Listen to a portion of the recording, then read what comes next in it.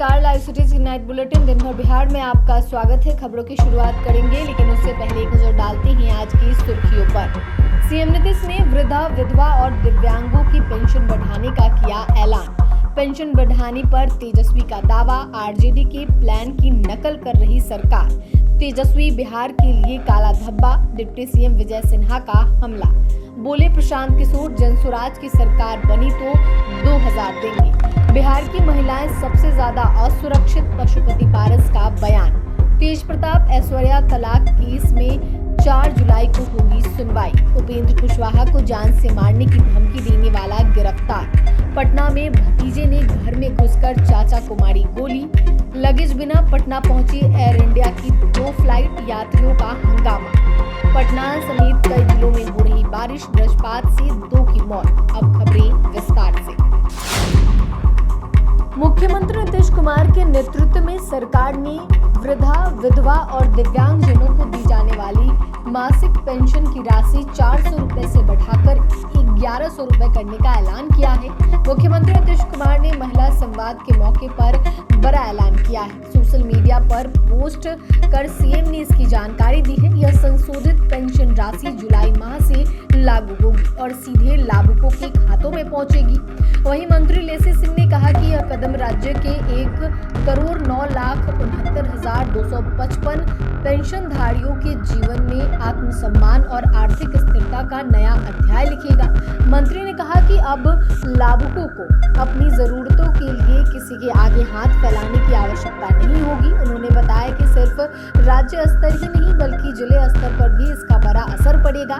इसके साथ ही जीविका दीदियों को दिए जाने वाले लोन पर ब्याज दर में भी 3% की छूट प्रदान की गई है, जिससे महिला सशक्तिकरण को और मजबूती मिलेगी।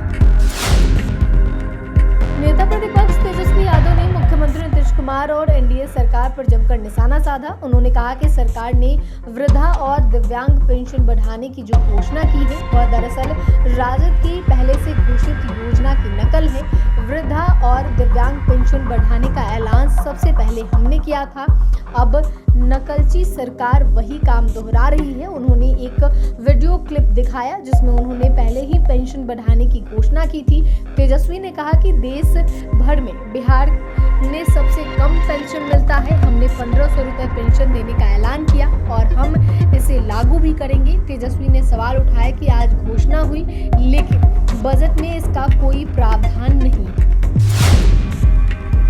बिहार के उप मुख्यमंत्री विजय सिन्हा ने नेता प्रतिपक्ष तेजस्वी यादव पर जमकर हमला बोला है। डिप्टी सीएम ने उन्हें जंगल राज और अराजकता का युवराज बताया है। उन्होंने तेजस्वी यादव और उनके परिवार पर आरोप लगाते हुए कहा कि यह परिवार बिहार के सामाजिक और सांस्कृतिक ताने बाने को नुकसान पहुंचाता है। इस परिवार की पहचान अपहरण, हत्या, बलात्कार और लूट के उद्योग से जुड़ी हुई है। यह परिवार वह है अब भी सत्ता में आने का सपना देख रहा है। तेजस्वी यादव का व्यवहार न केवल राजनीतिक शिष्टाचार के खिलाफ है बल्कि उनके पिता लालू यादव की भाषा शैली भी हमेशा अमर्यादित रही है। जिस व्यक्ति ने गरीबों की कमाई से परिवारवाद की संपत्ति खड़ी की हो, वो चार्टर्ड फ्लाइट में बर्थडे मनाता हो, वह बिहार की जनता का हितैषी नहीं हो सकता। वहीं जनसुराज पार्टी के संस्थापक प्रशांत किशोर ने दावा किया कि उनके दबाव में आकर सरकार ने पेंशन 400 रुपए से बढ़ाकर 1100 रुपए की है। पीके ने भी वादा किया कि उनके सरकार बनने पर पेंशन की राशि को और बढ़ाकर 2000 रुपए प्रति महीना कर दिया जाएगा। जनसुराज की राजनीतिक गतिविधियों की जानकारी देते हुए उन्होंने बताया कि 2 अक्टूबर 2024 को जनसुराज अभियान ने एक पार्टी का रूप लिया और आज यह पूरे विश्वास के साथ कहा जा सकता है कि महज 7 से 8 महीने में जनसुराज से बड़ा संगठन किसी भी पार्टी के पास राजनीतिक संगठन के रूप में नहीं है। बिहार बदलाव यात्रा की जानकारी देते हुए उन्होंने कहा कि बिहार सरकार और बिहार में संपूर्ण क्रांति और व्यवस्था परिवर्तन के उद्देश्य से 20 मई को जेपी की जन्मभूमि सिताब दियारा से बिहार बदलाव यात्रा की शुरुआत हुई थी। जनसुराज के आने से दूसरे दलों में यह डर पैदा हो गया है कि अगर हम काम नहीं करेंगे तो जनता हमें वोट नहीं देगी। अभी तक बेहतर विकल्प के अभाव के कारण राजनीतिक बंधुआ मजदूरी चल रही थी, जो जनसुराज के आने से खत्म होती दिख रही।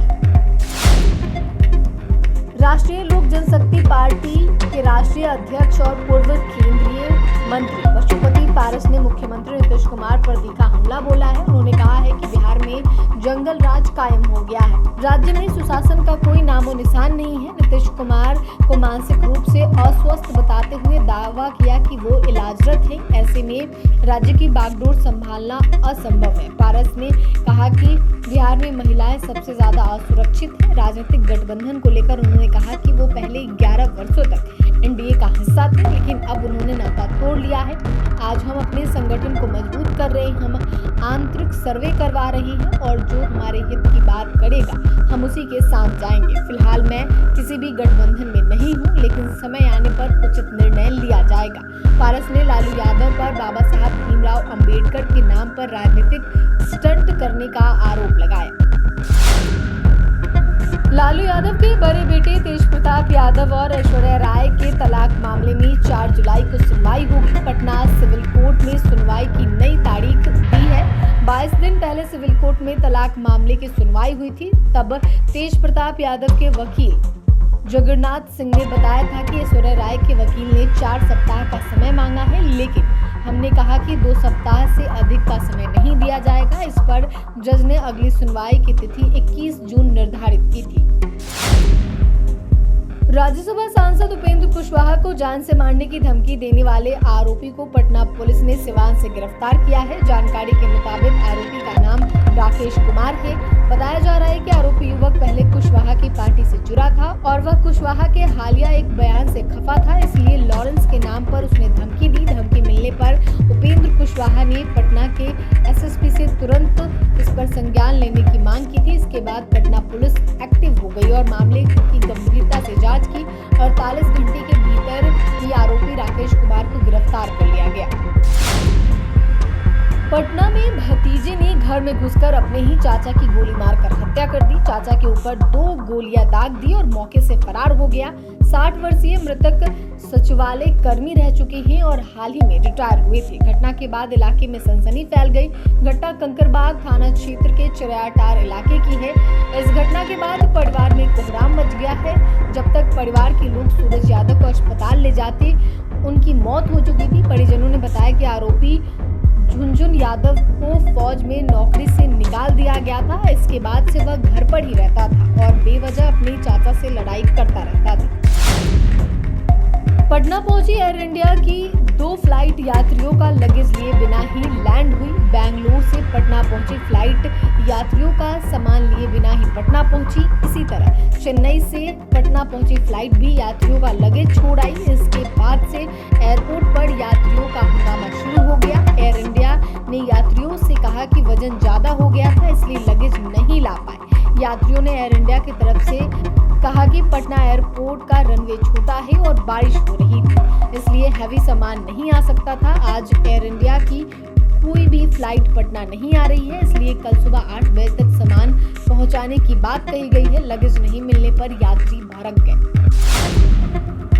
बिहार के कई जिलों में रुक रुक के बारिश हो रही है। पटना में सुबह से ही हो रही बारिश ने मौसम को सुहाना बना दिया है। मौसम विज्ञान केंद्र की ओर से बिहार के 15 जिलों में तेज हवा के साथ बारिश और वज्रपात के ऑरेंज अलर्ट जारी किया गया है। इसके अनुसार पटना, जहानाबाद, नालंदा, शेखपुरा, मुजफ्फरपुर, दरभंगा, सारण, वैशाली, भोजपुर, जहानाबाद, गया, नवादा, लखीसराय, मुंगेर के कई जिलों में बारिश और वज्रपात